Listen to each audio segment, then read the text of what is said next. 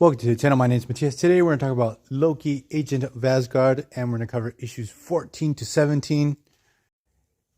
And the basic idea of the story, it's fascinating. It's how Loki just basically skipped out on Hickman's Secret Wars. He basically sat out the whole collapse of the multiverse, waited till everything calmed down, and then just popped up in the 8th iteration of the Marvel Universe. So basically here is how he does it. He or she or they. It's complicated because Loki is gender fluid. And just in case I'm old, I don't want to offend anyone. I just don't know how to use these terms. Because the thing is that now Loki is the god of stories, but he has this crisis of identity. His memory is pretty foggy. And therefore, that's why he sort of transitions from male to female randomly in the story. Also, his personality has changed a little bit, and for some reason, he's a little bit taller. So at the beginning of the story, we have Odin really worried about the multiversal collapse. And at first, he's very focused on trying to save his own butt. And he's actually confronted by those above in the shadows, the gods to the Asgardians, who were wiped away from existence by Thor at least 20 years ago. But since we're in a Ragnarok type of situation, they have come back. And they basically tell Odin, hey, do your job. We're in a Ragnarok. Go fight. You have King Loki's forces. They're going to destroy Earth. You have to stop them. Because the thing is, the whole gist with the ones above in the shadows is that they feed off this eternal conflict that the Asgardians have, especially in these situations where we're dealing with the end of the world during these Ragnarok cycles. These gods of the Asgardians, they're pretty sketchy. They just want to feed off this conflict, even if they don't know if they're going to survive the collapse of the multiverse in the first place. So then we cut to King Loki, who was the evil Loki that we talked about in the previous video.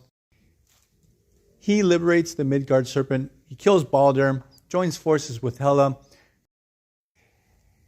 And actually, King Loki wants to stop the multiverse collapse. He knows that Earth is the linchpin.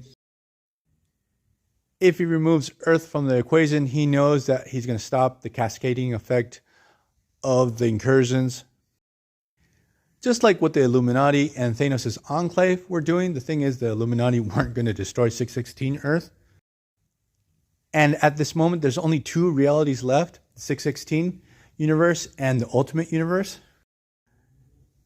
So we have Odin and Freya and what's left of the Asgardians trying to save Midgard. And King Loki is just wrecking the Asgardian forces.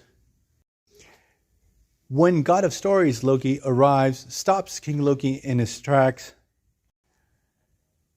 He tries to talk some sense into him, but King Loki's forces restart the attack.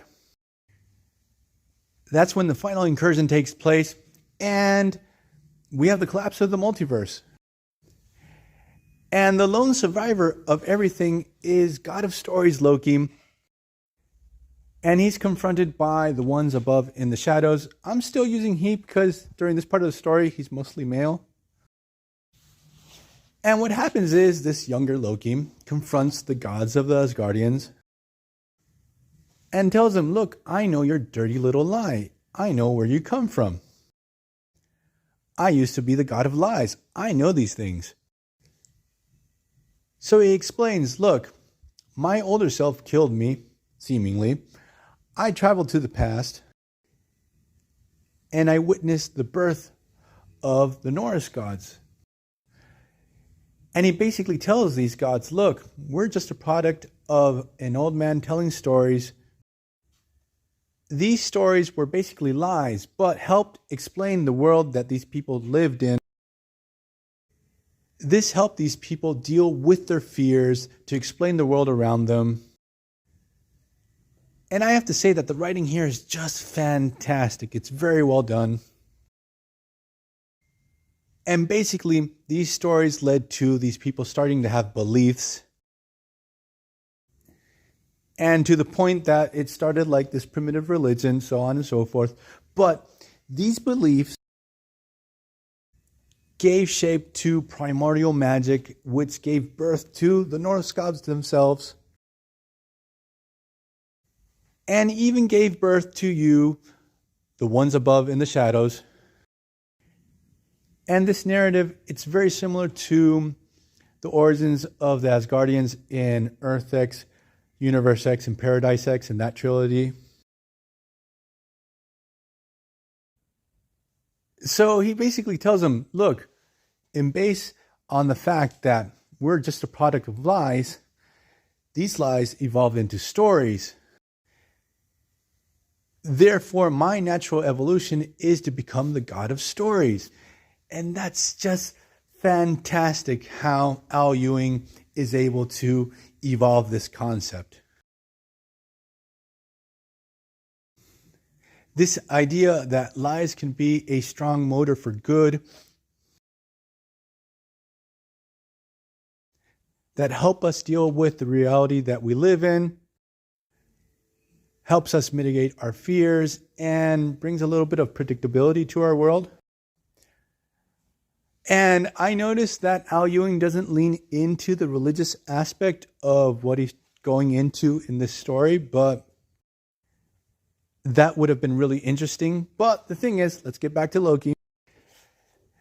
And after he tells the ones above in the shadows this whole idea that he has of their nature, he says, it's that or you're just a bunch of misguided beyonders doing cosplay. And I found that to be hilarious. The thing is that when these gods accept what Loki said, they just disappear. So what happens is, God of Stories Loki is just sitting in the void, confronted by King Loki. They actually have a very poignant heart-to-heart between each other, where King Loki sort of has to accept who he is and forgive himself for all the terrible things he's done over the years. And now that he has accepted his evolution into the God of Stories, King Loki just disappears from existence. He's no longer the future version of the God of Stories. And at the end of the story, what happens is, in the infinite void that Loki finds himself, he just draws a door and steps out of the multiverse. He actually leaves what's left of Marvel's multiverse. He actually skips over Hickman's Secret Wars. And he's actually going to find an entity out there beyond the multiverse that's going to push him back to the 6th iteration of the Marvel Universe. And the God of Stories Loki is going to return in the Defenders Beyond miniseries, which was really fantastic and we already covered. So I'm going to leave this video here. I hope you guys liked it. See you guys next time. Bye.